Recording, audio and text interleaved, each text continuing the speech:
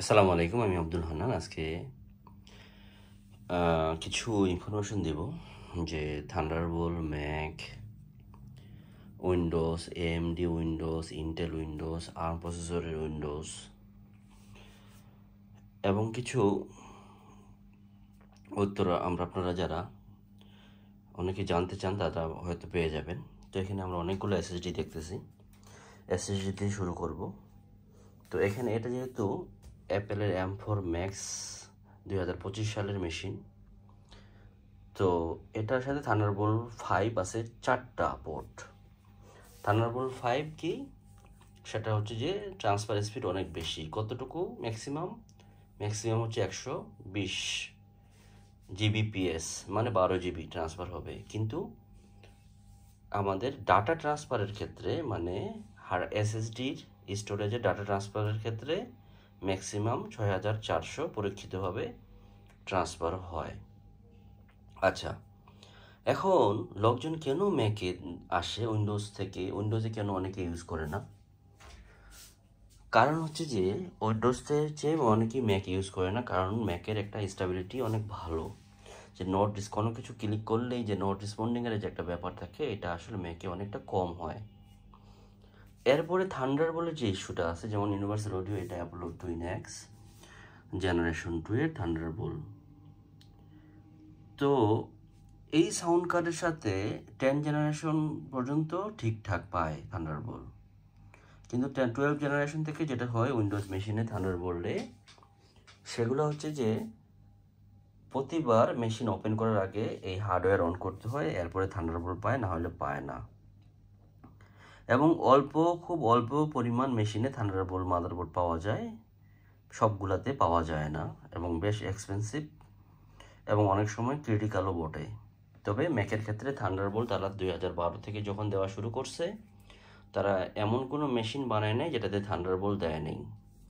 থান্ডারবোল্টের যে ইস্যুটা, সেটা হচ্ছে ম্যাক বরাবরই প্রথম থেকেই অনেক গুরুত্ব সহকারে দিয়ে আসছে, কিন্তু উইন্ডোজ 2025 সালে এসে এত দামি দামি মেশিন বানাচ্ছে, কিন্তু বেশিরভাগ মেশিনে থান্ডারবোল্ট 4 বা থান্ডারবোল্ট 5 দেয়নি।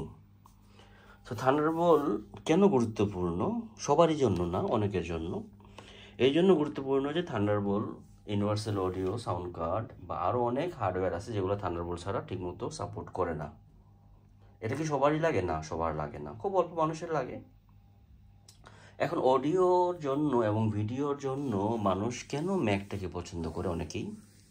তার কারণ হচ্ছে যে এটার যে র্যামের ব্যান্ডউইথ, সেটা মানে M4 ম্যাক্সের যে র্যামের ব্যান্ডউইথ, সেটা কিন্তু অনেক বেশি। কত? প্রায় 450 জিবিপিএস। M4 ম্যাক স্টুডিওর এটা র্যামের ব্যান্ডউইথ প্রায় 450 জিবিপিএস।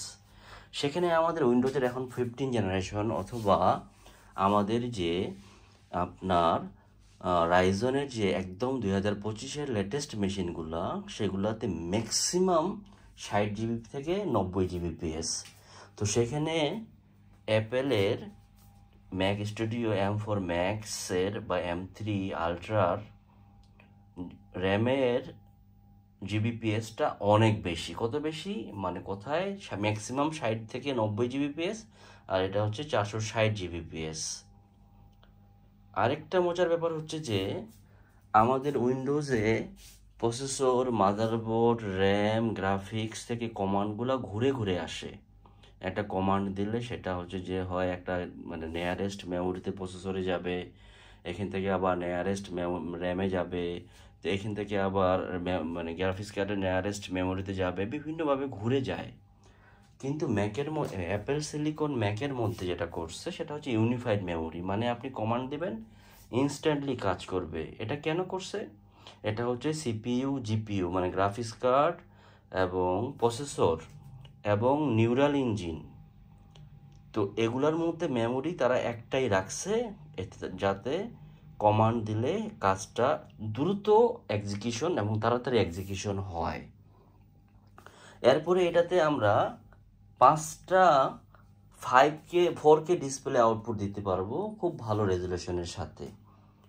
আচ্ছা, এখন সমস্যা কি? কিছু সমস্যা তো অবশ্যই আছে।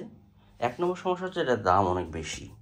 যেমন এটা হচ্ছে যে 36 GB RAM, 512 GB SSD, 14 core CPU, 30 core GPU, 16 কোরে নিউরাল ইঞ্জিন, 4টা থান্ডারবোল্ট 5, 2টা টাইপ সি, 2টা ইউএসবি এ পোর্ট বা ইউএসবি 3 পোর্ট, একটা HDMI 4K 2.1 পোর্ট, খুব সম্ভবত 8Kও হতে পারে, HDMI 2.1 পোর্ট আছে, এবং একটা কার্ড রিডারের স্লট আছে, এবং 10 Gbps এর ইথারনেট পোর্ট আছে।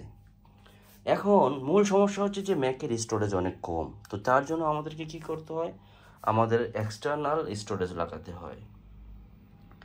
এক্সটার্নাল স্টোরেজ ছাড়া খুবই সমস্যা। এখন এক্সটার্নাল স্টোরেজের জন্য যে ঝামেলাগুলো পোহাইতে হয়, তো না বুঝে আমাদের যেটা হয় সেটা হচ্ছে যে ম্যাকের ক্ষেত্রে এক্সটার্নাল স্টোরেজ চয়েস করাটা বেশ ডিফিকাল্ট। আচ্ছা, এখন আমার মতে এক্সটার্নাল স্টোরেজ যাদের পয়সা থাকবে এবং বাজেট থাকবে, ওনারা থান্ডারবোল্ট ইনক্লোজার কিনে থান্ডারবোল্ট M.2 SSD কিনবেন। কেন? কারণ হচ্ছে যে আমরা যদি থান্ডারবোল্ট 5 এটা দিয়ে চালাই, তাহলে এখানে আমরা এটা কিন্তু শুধু ইনক্লোজার কেনা হয়েছে, এই ইনক্লোজারের দামই শুধু 25,000 টাকা বাংলাদেশি টাকায়। এটার কাভারটা হচ্ছে এটা 80 Gbps লেখা থাকলেও এটা আসলে 6,000 থেকে 6,400 মেগাবাইটের বেশি পাবে না। আচ্ছা, তার কারণটা আমি পরে ব্যাখ্যা করবো সময় থাকলে। আচ্ছা, এটার ভিতরে একটা এসএসডি কেনা হয়েছে আলাদা, সেটা হচ্ছে স্যামসাংয়ের 990 প্রো, যেটার দাম আজকের মার্কেট প্রাইসে 3 বছর ওয়ারেন্টিটা প্রায় 23,000 টাকার মতন, এবং 5 বছর ওয়ারেন্টিটা প্রায় 25-26,000 টাকার মতো। আজকে হচ্ছে 11 নভেম্বর 2025। আচ্ছা, তাহলে আমরা এত দামে এসএসডি কেন কিনবো, টাইপ সি এসএসডি না কিনে? দেখেন, ম্যাকের যখন আমরা টাইপ সি এবং থান্ডারবোল্ট পোর্ট দেখতে একই, কিন্তু সমস্যাটা হচ্ছে টাইপ সি ম্যাকের যখন টাইপ সি হিসাবে কোনো এসএসডি পাবে, সেটা যদিও 2000 মেগাবাইট হয়, 3000 মেগাবাইট হয়, কিন্তু সেটা 1000 মেগাবাইটের বেশি দিবে না রিড এবং রাইট ম্যাক্সিমাম। তো সেই ক্ষেত্রে থান্ডারবোল্ট, যদিও থান্ডারবোল্ট 4 40 Gbps লেখা থাকে, কিন্তু 3000 থেকে 3400 মেগাবাইটের বেশি দেয় না। তাহলে কোথায় 1000 মেগাবাইট দিবে আর কোথায় 3400 মেগাবাইট দিবে। যদিও এই এসএসডিটার এই এসএসডিটা হচ্ছে ট্রান্সেন্ডের 380, সেটা 2000 মেগাবাইট। এটা হচ্ছে ইউএসবি 3.2x2 মানে 20 Gbps। যদি আমাদের উইন্ডোজের মাদারবোর্ডে 2x2 থাকে, তাহলে 20 Gbps পার সেকেন্ডে ট্রান্সফার রিড এবং রাইট পায়, এবং জেনুইনলি পায় এটা ট্রান্সেন্ডের 380C। আচ্ছা, সেই ক্ষেত্রে আমরা কিন্তু ম্যাকের ক্ষেত্রে ম্যাকের টাইপ সি প্রোটোকলটা দুষ্টামি করার কারণে আমরা 1000 মেগাবাইটের বেশি পাবো না। যেমন সানডিস্কের এটা শুধু এক্সট্রিম, এটা হচ্ছে 1000 মেগাবাইট। সানডিস্কের একটা আছে এক্সট্রিম প্রো, সেটা হচ্ছে 2000 মেগাবাইট।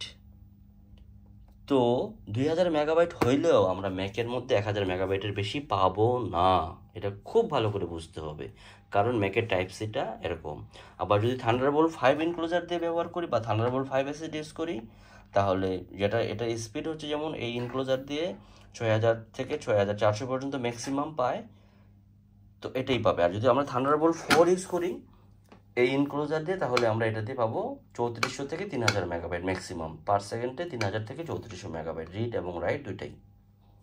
আচ্ছা, এখন এটার আসলে একটা খলপা, এটার ভিতরে কিন্তু এসএসডি লাগানো যায়।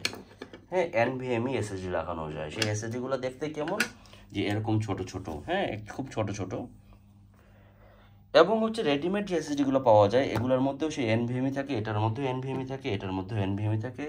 আরও যে টাইপ সি এসএসডিগুলো আছে, মোটামুটি সবগুলোর মধ্যে NVMe স্টাইলেরই এসএসডি থাকে।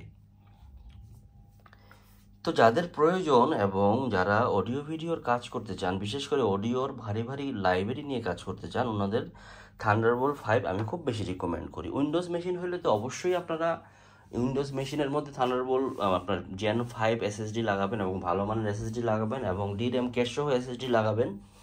আর উইন্ডোজ না হলে, ম্যাক হলে তো আসলে আমাদেরকে ইনক্লোজার ব্যবহার করা ছাড়া ভালো কোনো অপশন নাই। ভালো কোনো অপশন হচ্ছে অ্যাপেলের, যেমন 500 GB থেকে যদি আমরা 4 TB মানে প্রি অর্ডার দিয়ে কিনতে চাই, তাহলে খরচ পড়ে প্রায় 1.5 লাখ থেকে 1.5 লাখ টাকার উপরে, যেটা আসলেই অনেক বেশি। তো সেই ক্ষেত্রে 4 TB যদি আমরা থান্ডারবোল্ট 5 ইউজ করি, সেম স্পিড পাবো সেটার, এবং 5 বছরের ওয়ারেন্টি দিয়ে এসএসডিটার, সেটার খরচ পড়বে 75,000 টাকা, অর্ধেক পড়তেছে প্রায়। আর এট এ টাইম আসলে এটা অনেক মানে বেশি হয়ে যায়, যাই হোক, এবং রেডিমেড পাওয়া যায় না, যার জন্য অনেক সময় সমস্যা হয়। আচ্ছা, এখন আরও তো এসএসডি আছে পৃথিবীতে, যেমন SATA এসএসডি আছে। আচ্ছা, আমরা এইগুলোতে হার্ড ডিস্কের কথা কেন বলতেছি না?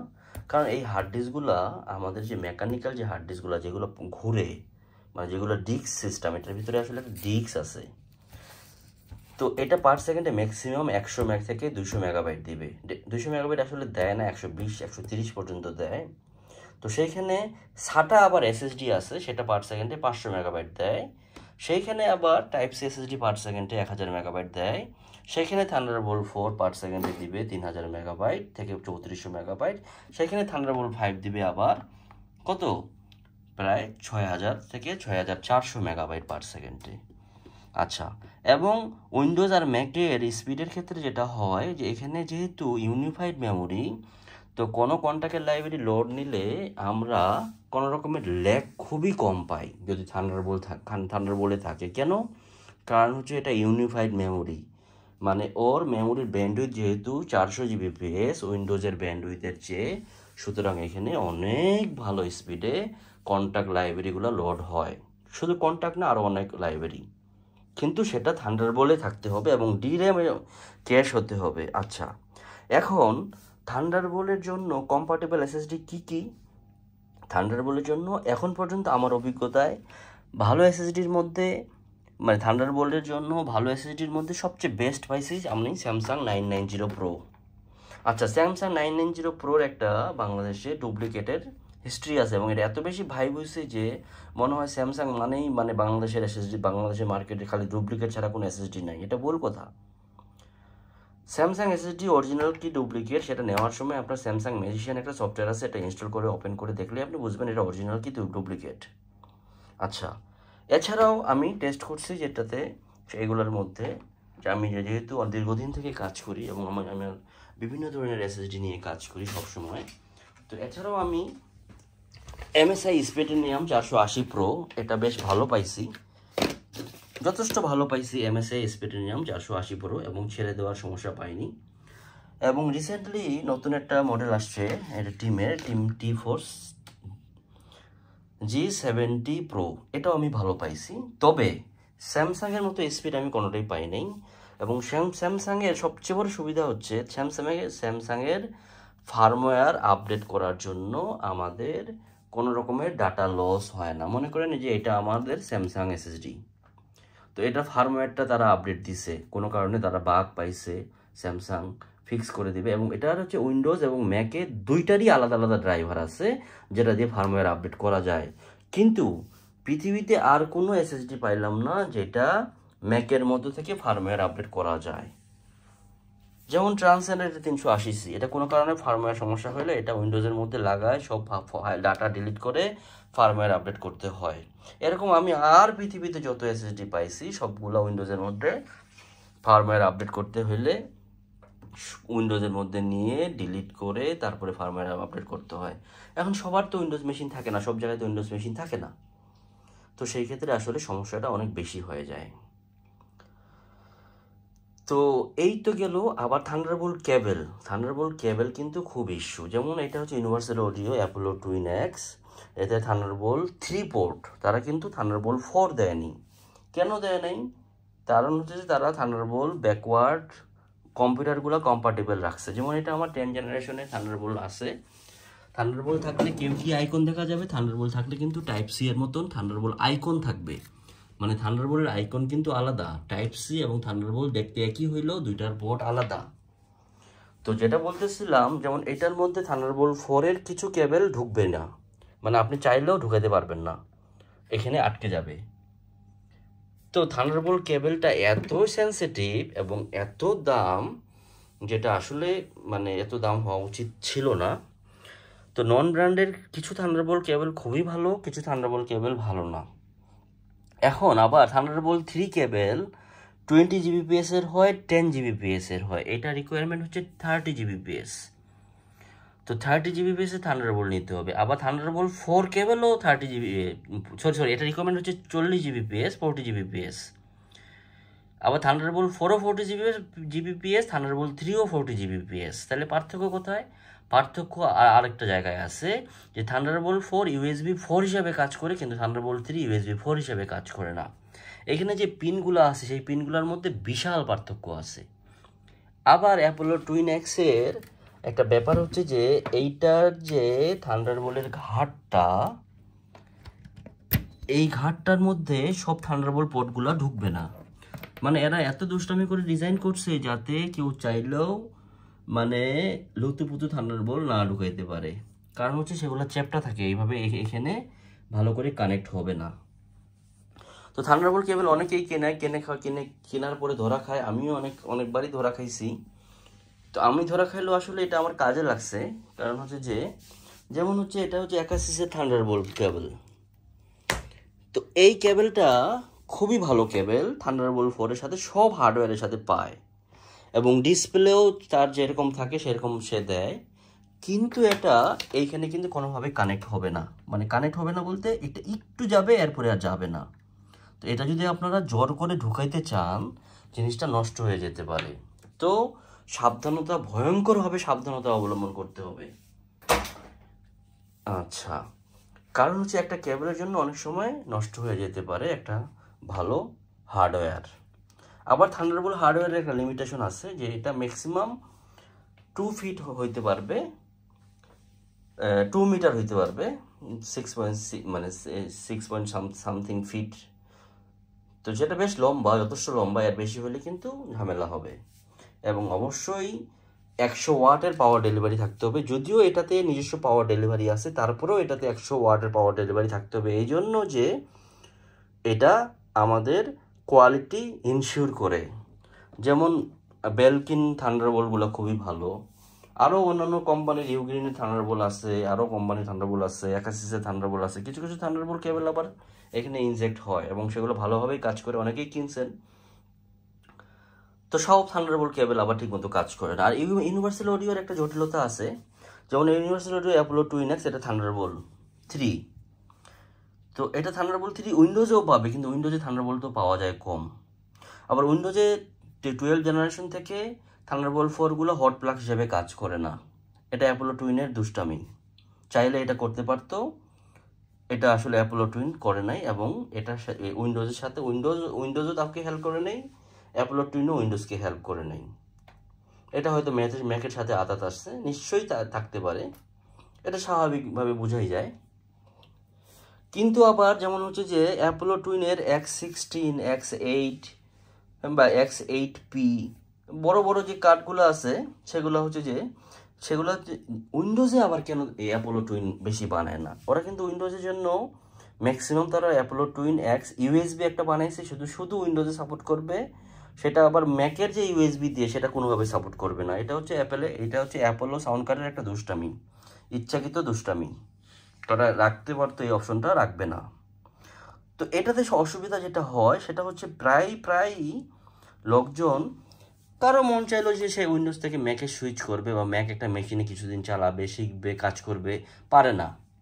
আবার ম্যাক ইউজাররাও কোনো কারণে উইন্ডোজে সুইচ করবে, কিছুদিন কাজ করবে, পারে না। এই যে অ্যাপোলো সাউন্ড কার্ডের একটা লিমিটেশন, এটা খুবই বিরক্তকর। আর Apollo sound card Apollo twin X এই জেনারেশন 2 এর আগে গত এক বছরে আমার অন্তত পরিচিত ধরেন যে 30 জন কাস্টমারের মধ্যে প্রায় 6-7 জনের পুরোপুরি নষ্ট হয়ে গেছে এবং কোনোভাবে রিকভার হয়নি। তো এইটা বেশ অনেক কিন্তু এক্সপেন্সিভ সাউন্ড কার্ড। তো এটা আসলে কেন নষ্ট হচ্ছে আমি জানি না। শুধু এটা বাংলাদেশে না, ওয়ার্ল্ড ওয়াইড ব্লগেও দেখলাম আমি যে বেশ ভালোই পরিমাণ নষ্ট হচ্ছে। এমন হইতে পারে যে এরা নিয়মিত যে ড্রাইভার আপডেট দেয়, এটার সাথে ভিতরে ফার্মওয়্যার আপডেট হয়, ওইটার সাথে কোনো জটিলতা হয়। ঠিক মোবাইলের যেমন আপডেট করার পরে গ্রিন লাইন আসে, ইস্যু আসে, এই ধরনের কিছু হয়তো বা বাগ টাগ হয়, যার কারণে অনেকের কি হয়, ফ্যান্টম পাওয়ার নষ্ট হয়েছে, অনেকের হচ্ছে যে আউটপুট নষ্ট হয়েছে, অনেকের ইনপুট নষ্ট হয়েছে, অনেকের বিভিন্ন জিনিস নষ্ট হয়েছে। এবং সেই জিনিসগুলো আবার অনেকে নষ্ট হওয়ার পরেও বিক্রয়.com অথবা মার্কেট প্লেসে বিক্রি করে। তো মার্কেট প্লেসে কিনে অনেকে ধরাও খাইছে। কারণ হচ্ছে যে আমার যারা আমার কাছে আসে বা আমি যাদেরকে জানি আমি ওদেরকে মানা করি, ওরা অনেকে দেয় না, এরপরেও আমাকে বাইপাস করে আমাকে হাইড করে অনেকে দেয়।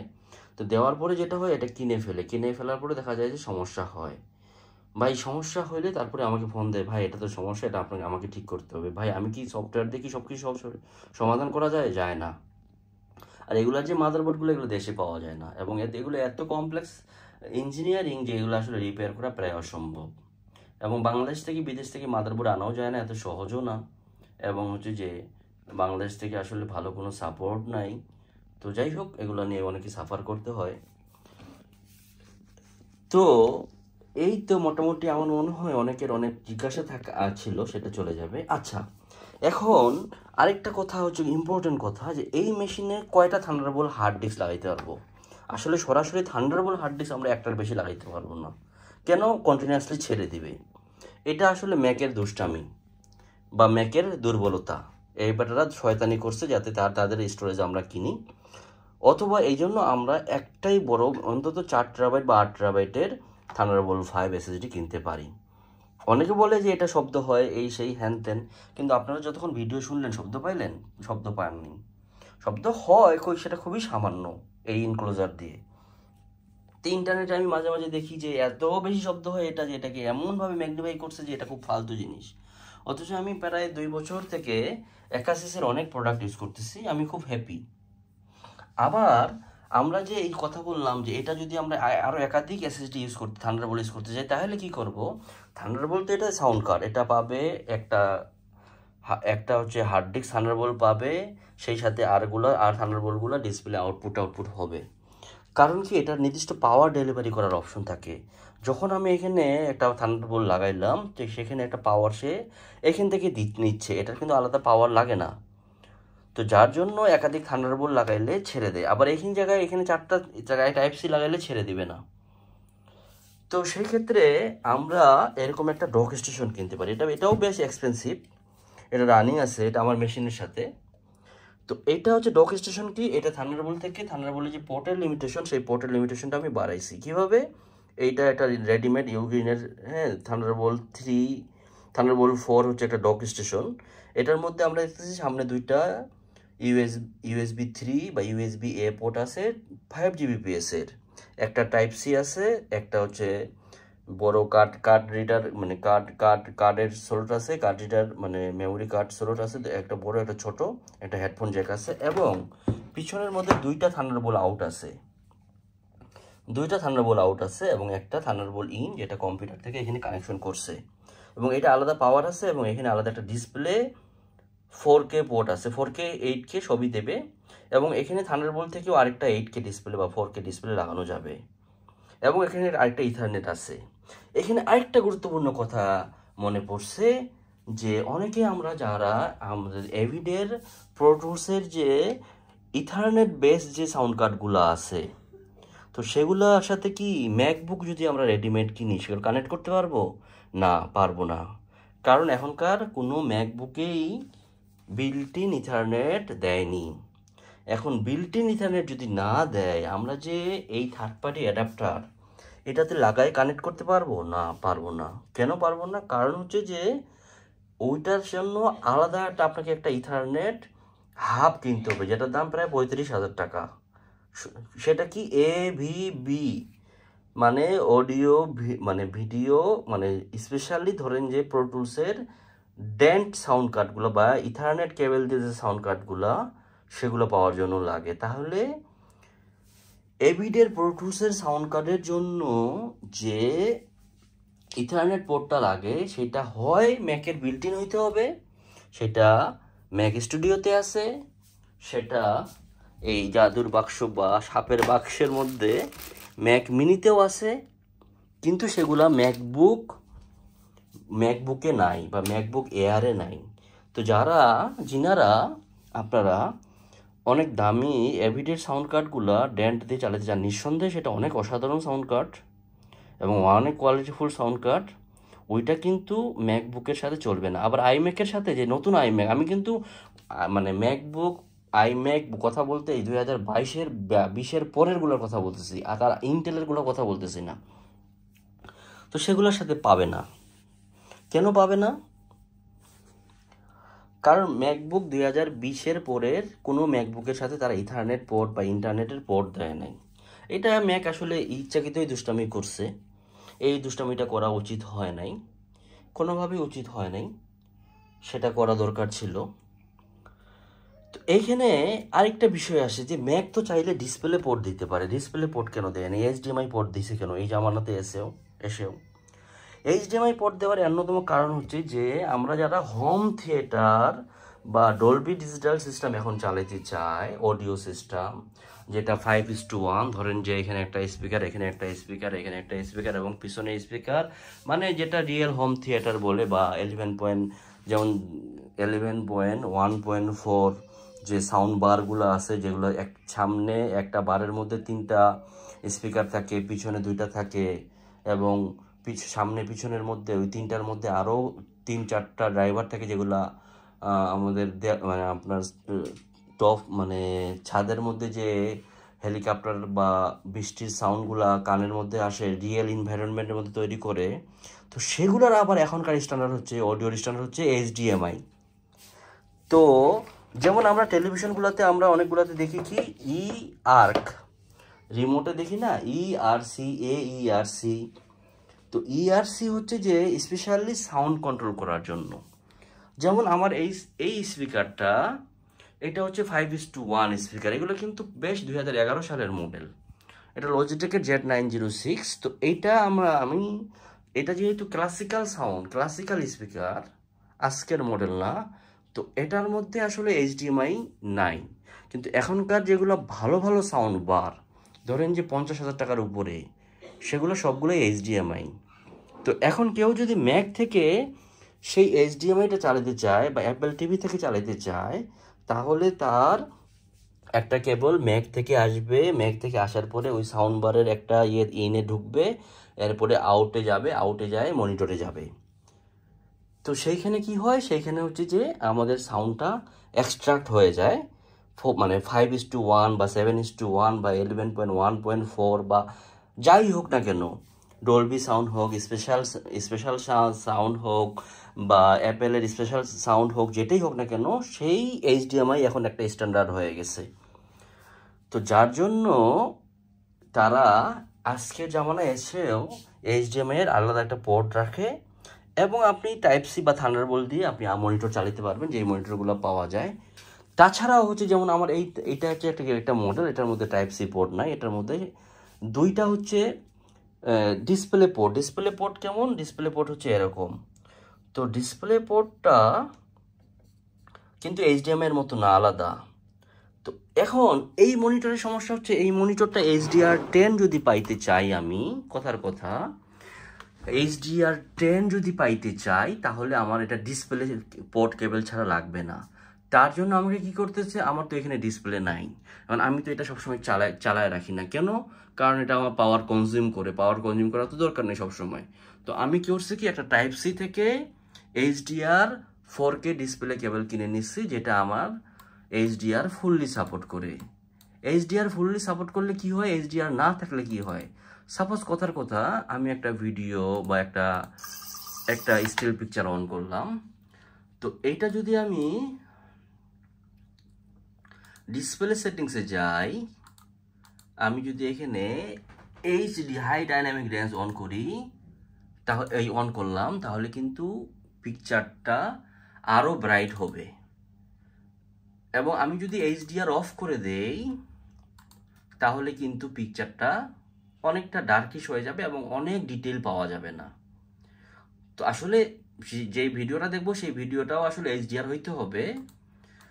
তো HDR এর জন্য আবার যদি মনিটরের মধ্যে আপনার ডিসপ্লে পোর্টে, এইটার মধ্যে, এই মনিটরের মধ্যে যেমন ডিসপ্লে পোর্টে HDR10 আছে, কিন্তু আপনার HDMI দিয়ে HDR10 নাই। তো এর জন্য আমাকে টাইপ সি থেকে ডিসপ্লে একটা কেবল কিনতে হয়েছে। তো সেটা দিয়ে আমি সুন্দর পাই এবং কোনো রকম ঝামেলা হয় না। তো যাই হোক, HDR এর ব্যাপারটা আমি কভার করলাম।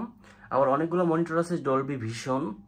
তো ডলবি থাকে, ডলবি ভিশন। ডলবি তো আমরা জানি, ডলবি অ্যাটমস হচ্ছে সাউন্ডের ব্যাপারে 5.1 এরকম 5.1 ওয়ান বা 6 চ্যানেল, হ্যাঁ, এরপরে ডলবি 7.1 বা 8 চ্যানেল, এরপরে আপনার আমাদের হচ্ছে 11.1.4 বা 9.1.2 বা 9.1.4 বিভিন্ন রকমের আছে, স্পেশাল সাউন্ড আছে, 360 বা সারাউন্ডিং বা যেটাই বলেন না কেন, যেহেতু অডিও ভিডিওর সাথে সাউন্ডটা অনেক রিলেটেড, এই জন্য এই স্ট্যান্ডার্ডগুলো ফলো করা হয়। আবার যখন আমি এইটাতে আমার এই লজিটেকের এই স্পিকারে আমি যখন ম্যাকের সাথে, যেহেতু আমাদের 3টা আউটপুট নাই, আমাদের কিন্তু সচরাচর আগের উইন্ডোজের যে ক্লাসিক্যাল মেশিনগুলো ছিল সেখানে আমরা এখানে দেখতেছি 1টা আউটপুট, 2টা আউটপুট, 3টা আউটপুট, 4টা আউটপুট। একটা হচ্ছে শুধু স্টুডিও আউটপুট, আর এই 1, 2, 3 এই 3টা কিন্তু আমাদের 6 চ্যানেলের কাজ করে। একটা হচ্ছে 2 চ্যানেল, মানে এইটা এবং এইটা মিলে 2টা চ্যানেল, এইটা আর এইটা মিলে 2টা চ্যানেল, 4টা, মানে মোট এখানে 5টা স্পিকার আছে, 5টা চ্যানেল, আর সাব একটা চ্যানেল, 6টা চ্যানেল। তো সেটা আছে, সেটা এখানে আমাদের ক্লাসিক্যাল মাদারবোর্ডগুলোতে আছে, সবগুলোতে না, অনেকগুলোতে আছে। কিন্তু 2020-এর পরের 21-এর পর থেকে এই 3টা অপশন দেওয়া সমস্ত মাদারবোর্ডে বন্ধ করে দিছে। তো সেখানে কি হয়, সেখানে হচ্ছে যে আমাদেরকে যেটা করতে হয় সেটা হচ্ছে যে আমাদেরকে আলাদা একটা সামনের, যে এখান থেকে 2টা নিতে হয়, আর সামনের একটা পোর্ট থেকে অডিওর পোর্ট নিয়ে তারপরে ডলবিতে পুরাতন ক্লাসিক্যাল ডলবিগুলো করতে হয়। এই ক্ষেত্রে যারা সাউন্ডের কাজ করে ওনারা যদি বেসিকভাবে ডলবিগুলো শুনতে চায়, তো যারা বেসিকের কথা বলতেছি যে না ওই জন্য আমি টুকটাক অডিওরও কাজ করবে, বেসিকের কাজ করবে, ওনাদের হয়তো বা একটা 18i20-র সাউন্ড কার্ড লাগবে, 18i20 চ্যানেলের সাউন্ড কার্ড লাগবে। কারণ হচ্ছে যে 18i20 ছাড়া কোনো সাউন্ড কার্ডেই আপনার 10টা চ্যানেল নাই, বা 8টা চ্যানেল নাই, বা 6টা চ্যানেল নাই। মোটামুটি সব সাউন্ড কার্ডগুলাই, মানে কম দামের বলতেছি, বেশি দামের না, সব সাউন্ড কার্ডগুলাই মোটামুটি ম্যাক্সিমাম 4টা আউটপুট দেয়, 6টা আউটপুট দেওয়া সাউন্ড কার্ড অন্তত আমার চোখে পড়ে না একটার মধ্যেই। তো কম বাজেটের মধ্যে আসলে ফোকাস রেটের সাউন্ড কার্ড ছিল 18i20 থার্ড জেনারেশন, যেমন 40-45 হাজার টাকার মধ্যে ছিল, অনেক ভালো একটা সাউন্ড কার্ড ছিল। মানে অনেক ভালো বলতে ওই কোয়ালিটির দিক দিয়ে না, আউটপুট এবং ইনপুটের 60টা দিক দিয়ে। যাই হোক, অনেকগুলো বিষয় আমার মনে হয় যে ওনাদের অনেকের অনেক ধরনের প্রশ্ন থাকে, সেগুলো কাভার হয়ে গেছে। আবার মনিটরের সিলেকশনের ব্যাপার, আসলে মনিটর তো 2K মনিটর মিনিমাম আজকের যুগে লাগে। ফুল এইচডি মনিটর দিয়ে আজকের যুগের যে ডোগুলা এবং ভিএসটি ইনস্ট্রুমেন্টগুলো সেগুলো কাভার হয় কম। তো সেই ক্ষেত্রে আবার 3K মনিটর যদি হয়, তো 3K মনিটর হইলে সেটা আরও ভালো করে কাভার করে। তো 3K মনিটরের সুবিধা হচ্ছে 3K মনিটরগুলা অনেক বেশি জায়গা কাভার করে। এগুলো আবার রিয়েল সিনেমাস্কোপ হওয়াতে আমাদের বেশিরভাগ ভিডিওগুলাই এরকম থাকে। তো এরকম থাকাতে সেটা আসলে 3K মনিটরে ভালো দেখা যায়। আর কার্ভ কেন, আসলে আমাদের চোখ কার্ভভাবেই দেখে, তো কার্ভভাবেই দেখে, এই জন্য আসলে কার্ভ মনিটরে অনেক সুবিধা হয়। এবং কার্ভেরও অনেক সায়েন্টিফিক ব্যাপার আছে। যে কার্ভ মনিটরে কাজ করতে করতে আপনি যখন আবার নর্মাল মনিটরে রাখবেন, তখন লাগবে যে এই সাইডটা, চোখ আপনার এই সাইডটা উল্টা দিকে বাঁকায় দিবে। তো যাই হোক, এই জিনিসটাও আমি বললাম এই জন্য যে শর্টকাটে বলা। তো আজকাল আসলে মনিটর কিনলে অন্তত 2K মনিটর নেওয়া উচিত, না তাও না পারলে 1K full HD. But television না, আমরা মনিটর হিসাবে কখনোই টেলিভিশন ইউজ করবো না। হ্যাঁ, টেলিভিশন একটা প্রিভিউয়ের জন্য দেখতে পারি, যে মনে করেন যে আপনি অডিওর কাজ করতেছেন, ডাবিং করতেছেন, ডাবিংয়ের ভিডিওটা আপনি টেলিভিশনে দেখবেন, সেটা ঠিক আছে। বাট মেইন মনিটর হিসাবে টেলিভিশন খুবই চোখের জন্য খারাপ, কারণ টেলিভিশনের উদ্দেশ্য আলাদা, মনিটরের উদ্দেশ্য আলাদা। মনিটর স্পেশালি ডিজাইন করা হয়েছে আমাদের দেখার জন্য, কম্পিউটারে কাজ করার জন্য, মাল্টিটাস্কিংয়ের জন্য। আর মনিটরকে আবার টিভি কার্ড দিয়ে টেলিভিশন বানালেও ভালো হয় না, ভালো রেজুলেশন দিবে না। আবার টেলিভিশনের কাজ মনিটর করতে পারে না। যেমন টেলিভিশনের মধ্যে এখনকার যুগের মোটামুটি দামি টেলিভিশন সবগুলাতে ERC থাকে, যেটার মধ্যে আপনি ডলবি অ্যাটমস সাউন্ড বার বা 5:1 বা 7.1 বা 7.1.2 বা 7.1.4 বা 11.1.2 বা 11.1.4 সবটাই করতে পারবেন। টেলিভিশন থেকে, যেগুলোতে ইআরসি আছে, কিন্তু কোনো মনিটরের এখন পর্যন্ত পৃথিবীতে ইআরসি দেয়নি। এটা দেওয়া উচিত ছিল, দেয়নি আর কি। তো দেয়নি, আসলে খরচ বেড়ে যাবে এই জন্য দেয় নাই, কারণ এক একটা মনিটরের যে পরিমাণে দাম। আমার মনিটরের মধ্যে প্যানেল আছে, যেমন হচ্ছে OLED panel, VA panel, IPS panel. IPS panel অ্যাভারেজে খুবই ভালো, কিন্তু আইপিএস প্যানেলের কার্ভ মনিটর 34 ইঞ্চিগুলো অনেক দাম বাংলাদেশে। ইন্টারন্যাশনাল আমি জানি না, অবশ্যই বেশি দাম। আর ভিএ প্যানেলগুলো সেই হিসাবে কম দাম। ভিএ প্যানেল আর আইপিএস প্যানেলের মধ্যে মৌলিক পার্থক্য যেটা, যে আইপিএস প্যানেলে আপনি সাইড থেকে দেখলেও খারাপ দেখা যাবে না, কিন্তু ভিএ প্যানেলে সাইড থেকে দেখলে একটু খারাপ দেখাবে। আবার কিছু সুবিধা আছে যে কিছু ডার্ক ভিএ প্যানেলের অনেক ভালো আইপিএস প্যানেলের চেয়ে। কিন্তু সূর্যের আলো বা আমরা যখন মানে মানে সূর্যের আলো টাইপের যে কোনো ভিডিও দেখি, সেখানে আমাদের আইপিএস প্যানেল বেশি ব্রাইট দেয়। এটার চেয়ে আরও ভালো হচ্ছে ওলেড প্যানেল। ওলেড প্যানেলের অনেক দাম, যেমন এইটার দাম হচ্ছে 50,000 থেকে 55,000 টাকা। এইটার আইপিএস প্যানেলের দাম হচ্ছে, যে এই টাইপের আইপিএস প্যানেলের দাম মিনিমাম 80 থেকে 1 লাখ টাকা বাংলাদেশের মার্কেটে এখন 34 ইঞ্চির। আবার এইটার ওলেড প্যানেলের দাম প্রায় 2 লাখ টাকা। যাই হোক, এটা হচ্ছে যে কাজের এবং হচ্ছে মানুষের চাহিদার প্রেক্ষিতে বিভিন্নটা ডিপেন্ড করে। আবার নষ্ট হওয়ার ব্যাপারে দেখা যায় যে আইপিএস এবং ভিএ প্যানেল সচরাচর নষ্ট কম হয় এবং তাড়াতাড়ি নষ্ট হয় না। ওলেড প্যানেল কিন্তু খুব তাড়াতাড়ি নষ্ট হয়ে যায়। এখন এটা সব ক্ষেত্রে যে ঠিক হবে ব্যাপারটা এমন না, এটা ইউজের উপর ডিপেন্ড করে। আর অবশ্যই মনিটরের ব্যাপার না, সমস্ত অ্যাক্সেসরিজ এবং হার্ডওয়্যারের যে কোনো জিনিস পুরোটাই ডিপেন্ড করে আপনার ভাগ্যের উপরে। আচ্ছা, আরেকটা জিনিস যেটা সতর্কতা করতে আমি ভুলে গেছি, যেমন আমি গতকালকে একটা এসএসডি কিনেছিলাম, সেটা ছিল কিংস্টনের KC3000। তো সেটা কোনোভাবেই আপনার M.2 এনক্লোজারের সাথে ব্যবহার করা যাবে না। কারণ হচ্ছে যে KC3000-এর আমাদের যে এই যে পিনগুলো থাকে, এই পিনগুলো কম থাকে। তো পিনগুলো কম থাকলে অসুবিধা কি হয়? পিনগুলো কম থাকলে যেটা হয় যে ওটা হচ্ছে আসলে লো পাওয়ার ম্যানেজমেন্টের কোনো অপশন থাকে না। তো যার জন্য ইন্টারনাল ডেস্কটপে ঠিকমতো কাজ করলেও আমাদের ইনক্লোজারগুলোতে আপনার কিংস্টনের KC3000টা কোনোভাবেই নেওয়া যাবে না। তো আমার এক্সপিরিয়েন্সের মধ্যে আমি কয়েকটা এসএসডি সাপোর্ট করব। সবচেয়ে ভালো হচ্ছে স্যামসাং 990 প্রো। এটার আসলেই কোনো জরুরি নাই, এটা DRAM ক্যাশ আছে। এরপরে তাও না পারলে যদি পান যে টিমের T470 pro, MSI স্পেডেনিয়াম M480 pro. Pro মানে প্রো, এই তিনোটার বৈশিষ্ট্য হচ্ছে প্রো থাকতে হবে। তো এছাড়া আমার অন্যান্য এসএসডিগুলো ইনক্লোজারের মধ্যে আমি যেহেতুগুলো কাজ করছি আমি আরাম পাই নাই। আর কম দামের মধ্যে ক্রুশিয়াল P300 আছে একটা, এটা ক্রুশিয়াল কি করশিয়ার মনে হচ্ছে না এই মুহূর্তে, সেটাও আমি চালাইছি, সেটাও চলতেছে, ভালোই চলতেছে। স্পিড একটু কম পাওয়া যায়, কিন্তু আসলে দাম কম হিসাবে ঠিকই আছে। তো ধন্যবাদ সবাইকে, আসসালামু আলাইকুম। নিশ্চয়ই অনেকগুলো বিষয় অনেকেই জানবেন, যারা লম্বা সময় ভিডিও দেখতে চান তাদের জন্য আমার এই ভিডিওটা আশা করি অনেক উপকার হবে। ধন্যবাদ সবাইকে, আসসালামু আলাইকুম।